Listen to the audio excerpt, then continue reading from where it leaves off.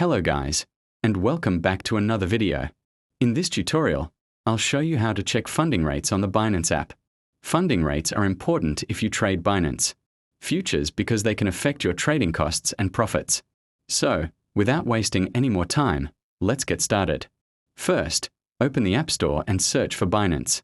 Make sure the app is updated to the latest version, because some features may not appear if you're using an older version. Once the app is updated, open the Binance app and tap on the Futures section at the bottom of the screen. After that, open any futures trading pair. At the top of the trading screen, you'll see the funding rate. Simply tap on it to view more details.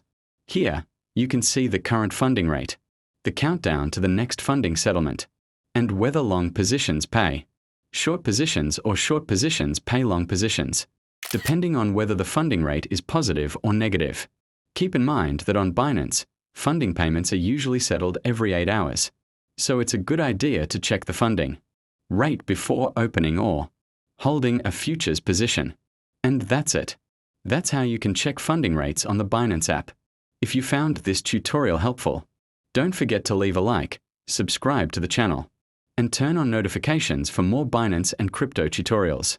Thanks for watching, and I'll see you in the next video.